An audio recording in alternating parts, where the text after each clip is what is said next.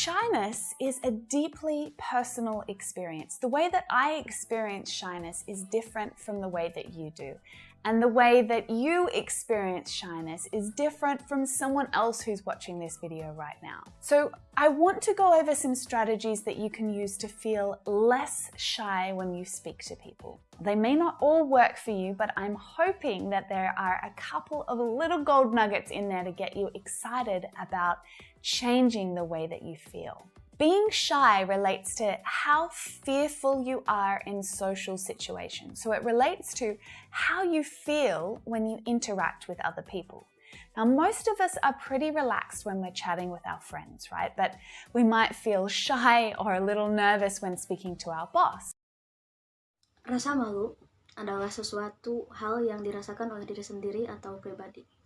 Rasa malu yang dialami oleh saya mungkin berbeda dengan apa yang dirasakan oleh Anda atau teman-teman yang sedang menonton video ini sekarang. Di sini saya ingin membahas beberapa strategi yang dapat Anda lakukan untuk mengurangi rasa malu saat berbicara dengan orang lain. Mungkin strategi ini tidak berhasil semuanya, tetapi saya berharap ada beberapa poin yang baik yang bisa membuat Anda bersemangat untuk mengubah perasaan atau rasa malu tersebut. Menjadi pemalu berkaitan dengan seberapa takutnya Anda bersosialisasi ataupun berinteraksi dengan orang lain. Sebagian besar dari kita mungkin biasa saja tidak merasakan rasa malu ketika berbicara dengan teman-teman kita. Tetapi kita mungkin akan merasa malu. Rasa malu tersebut muncul ketika kita berbicara katakan saja dengan atasan kita atau bos kita. If you're learning a language, it is completely possible to feel shy in some situations where you just wouldn't feel shy if you were using your own language. So your level of shyness and anxiety changes in different situations. So that means that shyness is not a permanent state. You absolutely have the ability to change it. If you are disagreeing with some of the things that I'm saying right now, then it's probably not worth continuing with this video. We're just going to have to agree to disagree. You can stop being shy. Shyness can be overcome, and confidence is something that you can learn and you can practice it over time. So I've got some tips to help you do this in today's lesson. Jika Anda sedang mempelajari suatu bahasa, maka wajar saja jika dalam beberapa situasi Anda merasa malu. Tetapi rasa malu ini dapat hilang ketika Anda menggunakan bahasa sendiri dalam bercakap-cakap. Sehingga dapat disimpulkan bahwa rasa malu dan kecemasan Anda ini tergantung situasi. Dan ini berarti rasa malu Anda itu bukan sesuatu yang permanen. Anda bisa mengubahnya. Dan jika Anda tidak setuju dengan apa yang saya katakan saat ini, mungkin tidak ada gunanya Anda untuk melanjutkan menonton video ini. Nah, Anda bisa berhenti menjadi pemalu. Rasa malu dapat diatasi dan kepercayaan diri adalah sesuatu yang dapat dipelajari. Dan Anda dapat mempraktekannya seiring berjalannya waktu. Jadi saya punya beberapa tips untuk membantu Anda melakukan hal ini dalam pelajaran. When you're talking to someone in English and you're feeling shy, what are you thinking about? What are you worried about? What's going through your head? You might be thinking something like, I'm going to say the wrong thing and I'm going to embarrass myself. Or I don't think they like me. I don't think they can understand me. I think they think I'm stupid and I don't know what I'm talking about right now. I don't know what to say. All of these things, right? But here's the thing, the real reason why you feel shy and you have trouble connecting with others is because in this moment, when you're feeling shy, you are far too focused on yourself. To feel less shy, you have to stop thinking about yourself. With all of these thoughts going on in your head, how can you have a genuine, meaningful conversation with anyone? You're so lost in your own doubts and worries and concerns instead of paying attention to the opportunity that's right there in front of you. Saat Anda berbicara dengan seseorang menggunakan bahasa Inggris dan Anda merasa malu, sebenarnya Apa yang Anda pikirkan? Apa yang dikhawatirkan?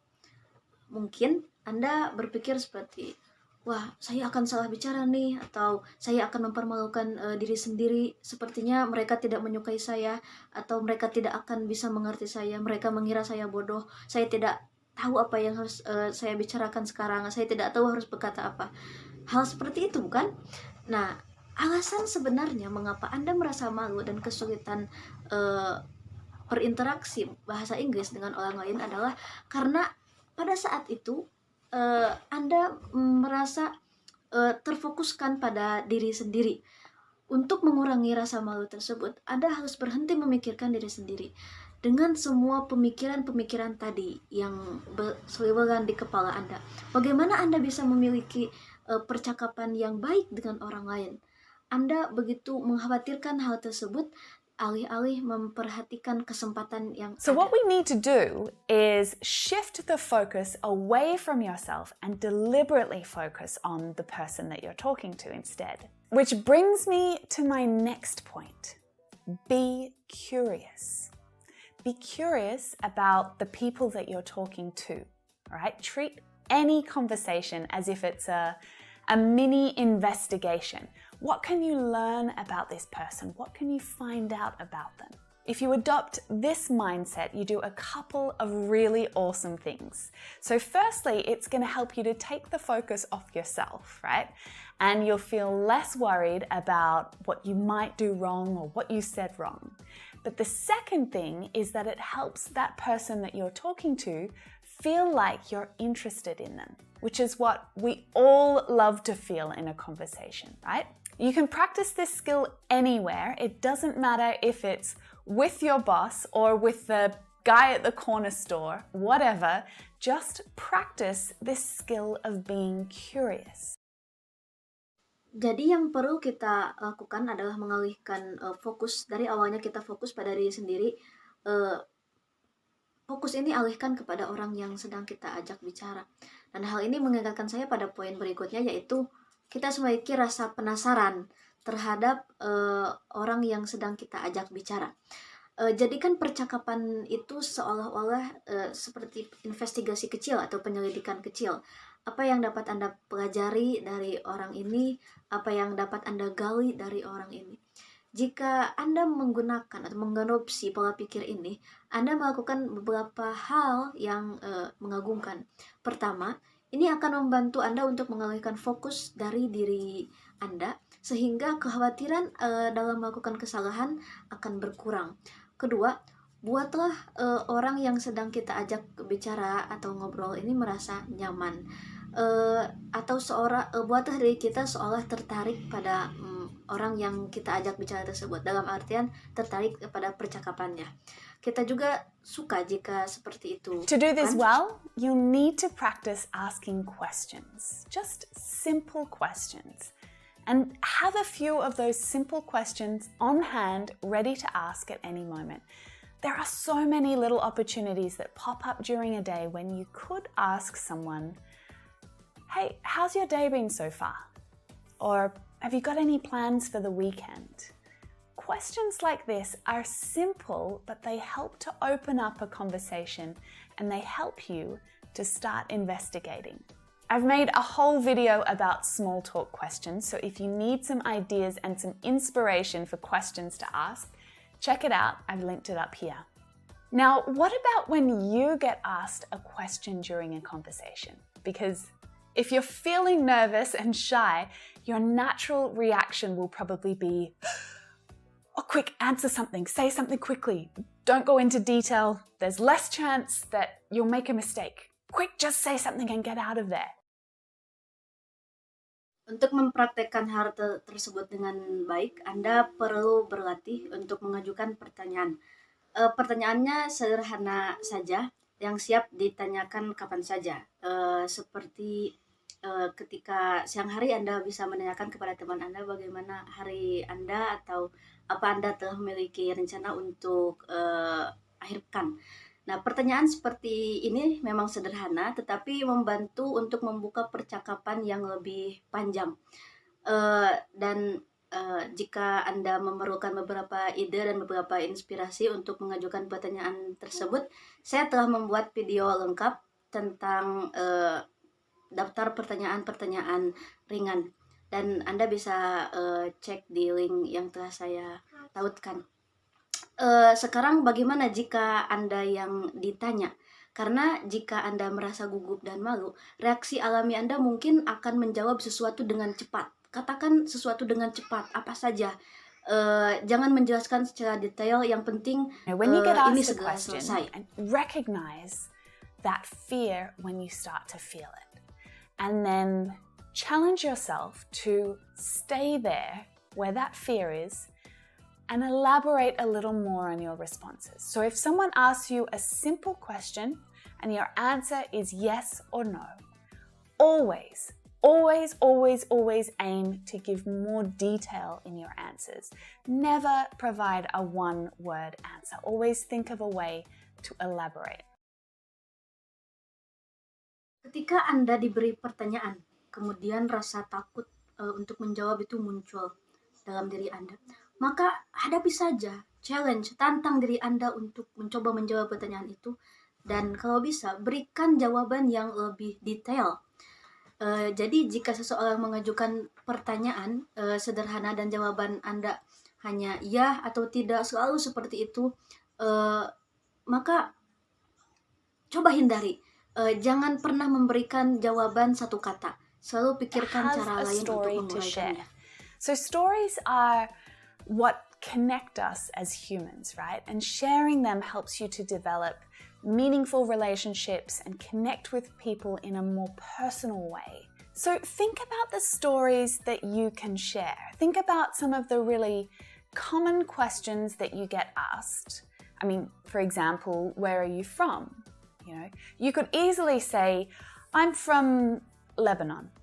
Or you could choose to elaborate and you could say something like, I'm from a beautiful village in the mountains in the north of Lebanon, where it snows on the peaks even in the middle of summer. And just by sharing that little extra bit of information, I'm instantly intrigued. I'm much more likely to ask you another question since you've been so open and so generous with your response. So I'm asking you now, can you think of a story related to your hometown?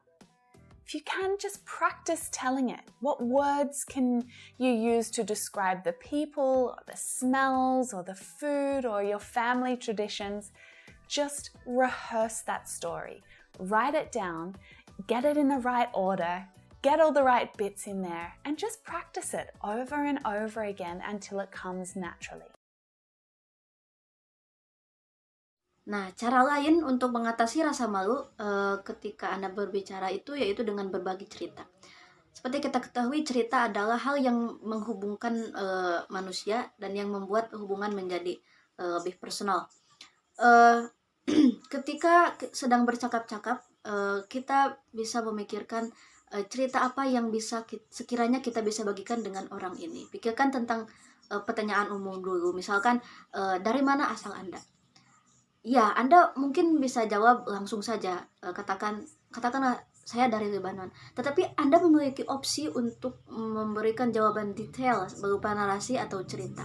Misalkan, dari mana asal Anda? Anda jawab saja, saya dari desa yang indah di pegunungan di utara Lebanon, di mana salju turun bahkan di puncak gunung ketika musim panas. Dan hanya dengan membagikan sedikit informasi ekstra itu, orang yang Anda bicara mungkin akan langsung tertarik karena atau mungkin saja akan mengajukan pertanyaan lain karena Anda begitu terbuka dengan mereka dan begitu murah hati dengan memberikan jawaban dan tanggapan Anda. Jadi, saya bertanya kepada Anda sekarang, dapatkah Anda memikirkan sebuah cerita yang berhubungan dengan kampung halaman Anda? Jika Anda bisa, maka berlatihlah untuk menceritakannya. Kata-kata apa yang bisa Anda gunakan untuk menggambarkan orang atau suasana, makanan, atau tradisi keluarga Anda. Latih saja cerita tersebut, tuliskan. Tulis dalam urutan yang benar. dapatkan semua informasi yang tepat tentang hal tersebut dan praktekkan This is one terus-menerus of my sampai tactics that Anda I menjadi use because for terbiasa. a long time, if someone asked me, tell me about your business, I'd get really stuck and I'd freeze and I was kind of embarrassed about it. Like, why can't you just explain what you do really easily? Why is it so weird? So I decided that I was going to write it down. And I got all of the right bits of information that I needed in there to help explain it, got it in the right order. Then I practiced it. I practiced it in front of the mirror. I practiced it when I went walking.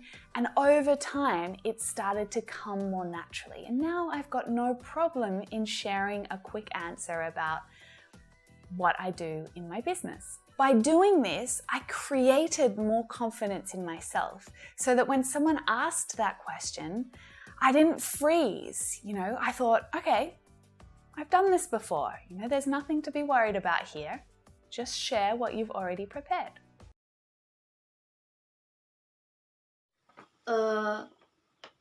Ini adalah salah satu trik yang saya gunakan dari dulu. Nah, dulu itu jika saya ditanya oleh seseorang, ceritakan tentang bisnis Anda, saya akan benar-benar stuck, tidak tahu harus berkata apa.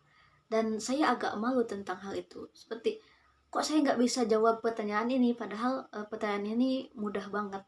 Nah, jadi saya memutuskan untuk menuliskannya.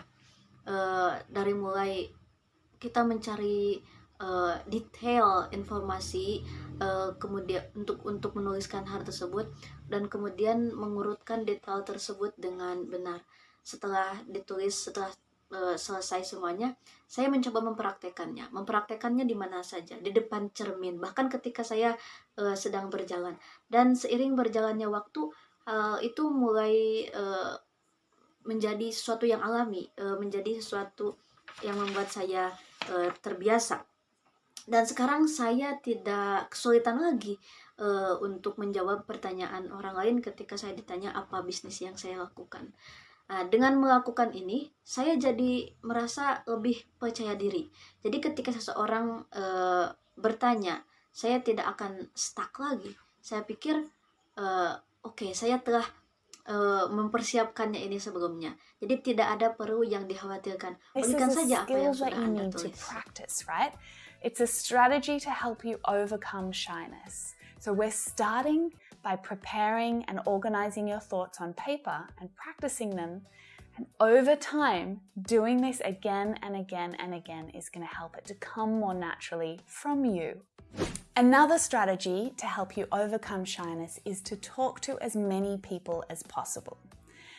Which sounds like awful advice for a shy person, right? But the reality is that practice is what will help you to overcome your shyness. Watching other people talking to each other is not going to help you. You have to find a way to do the hard work yourself. And I promise that little by little, it's going to become easier. Ini adalah strategi untuk membantu Anda mengatasi rasa malu. Jika diulangi terus-menerus, maka Anda akan terbiasa. Anda terus saja lakukan itu terus-menerus, dan nanti itu juga akan menjadi sesuatu yang alami. Strategi lain untuk membantu Anda mengatasi rasa malu adalah berbicara dengan orang sebanyak mungkin. Kedengarannya mungkin ini menjadi ide yang kurang menarik atau ide yang buruk bagi orang yang pemalu. Tetapi faktanya adalah latihan inilah yang akan membuat Anda merasa percaya diri untuk mengatasi rasa malu Anda tersebut. Menyaksikan orang lain berbicara satu sama lain itu tidak akan membantu Anda melatih kepercayaan diri atau mengurangi rasa malu. Anda harus menemukan cara untuk supaya diri Anda lah yang mempraktekkan atau bercakap-cakap tersebut. Dan saya jamin sedikit demi sedikit ini akan mempermudah Anda. One of the biggest tips that I can share with you right here is to practice speaking with strangers. So if you're shy about speaking English and you're worried about making mistakes and looking silly, speak to people you don't know. They are the best ones to make mistakes on because you will likely never see them again, right? So even if you do make a mistake and you feel bad for a second, it doesn't matter. Even if they realize you made that mistake, even if you think, oh my God, that was ridiculous, you're not going to see them again. It doesn't matter. And lastly, notice your progress. After any English interaction that you have, take a moment to focus on the positives. What are the things that went well? Did you maintain eye contact? Did you manage to smile and feel a little more relaxed? Did you ask a question that got a really interesting answer? Salah satu tips besar yang akan saya bagikan kepada Anda adalah berlatih berbicara dengan orang asing. Jadi, jika Anda merasa malu berbicara bahasa Inggris dan khawatir membuat kesalahan dan terlihat konyol, berbicaralah kepada orang yang tidak Anda kenal. Mereka adalah orang yang terbaik jika Anda melakukan kesalahan. Karena Anda kemungkinan tidak akan bertemu dengan mereka lagi, bukan? Jadi, bahkan jika Anda membuat kesalahan dan Anda merasa tidak enak sesaat, itu tidak masalah. Bahkan jika mereka menyadari bahwa Anda melakukan sesuatu hal yang konyol, itu juga tidak masalah. Anda tidak akan melihat mereka lagi. Dan terakhir, perhatikan progres Anda, kemajuan Anda. Setelah setiap interaksi yang Anda lakukan, evaluasi bahasa Inggris yang Anda miliki. Luangkan waktu sejenak untuk fokus pada hal-hal yang positif. Hal-hal apa saja yang berjalan dengan baik? Apakah selama percakapan Anda menggunakan kontak mata? Atau apakah Anda berhasil menggunakan senyum? Atau bisakah Anda tersenyum selama percakapan dan merasa lebih rileks? Apakah Anda mengajukan pertanyaan These are yang jawabannya all sangat little menarik? wins, and these are the things that we often overlook, especially if we make a mistake. The mistake is the thing that we think about all the time because it's what hurts. But there are really positive things happening all around you if you take a moment just to appreciate them. So I want you to intentionally recognize and celebrate what went well. Becoming more confident and less shy is not something that you can make happen instantly like that, You have to accept that it's a process and it's going to take some time. And to keep going, to stay focused, you must celebrate every step that you take in the right direction. Hopefully I can keep nudging you along in that direction as well, a little further away from fear and doubt and a little closer to confidence and, feeling really good in your English interactions. That's it from me today. I hope that this video has given you a few new ideas and maybe inspired you to take some action. Don't worry if the steps that you're taking feel small. As long as those steps are all going in the right direction, you're in a good place. Lots of love. See you soon. Ini semua adalah suatu kemenangan kecil jika kita perhatikan. Dan ini adalah hal yang sering kita abaikan, apalagi jika kita melakukan kesalahan. Kesalahan adalah hal yang kita pikirkan sepanjang waktu karena memang itu menyakitkan. Tetapi ada hal-hal positif yang benar-benar terjadi di sekitar kita jika Anda meluangkan waktu sejenak untuk menghargainya. Jadi di sini saya ingin Anda dengan sengaja mengenali dan bisa merayakan apa yang berjalan dengan baik. Menjadi lebih percaya diri dan tidak terlalu pemalu itu bukanlah sesuatu yang bisa Anda wujudkan dengan instan. Semua ini adalah proses dan akan memakan waktu. Dan seiring berjalannya waktu kita bisa menjadi lebih percaya diri. Anda harus tetap fokus, Anda harus merayakan setiap langkah yang Anda ambil ke arah yang benar. Mudah-mudahan saya dapat terus mendorong Anda ke arah sana, sehingga Anda bisa sedikit mengurangi ketakutan dan keraguan, dan sedikit lebih dekat dengan kepercayaan diri Anda, dan sehingga Anda merasa sangat bisa berinteraksi menggunakan bahasa Inggris dengan orang lain. Sekian dari saya hari ini. Saya harap video ini memberi Anda beberapa ide baru dan mungkin menginspirasi Anda untuk mengambil tindakan. Kulan, jangan khawatir jika langkah yang Anda lakukan, yang Anda ambil saat ini terasa kecil. Selama langkah-langkah ini berjalan ke arah yang benar, Anda berada di tempat yang tepat. Sampai jumpa lagi. Terima kasih.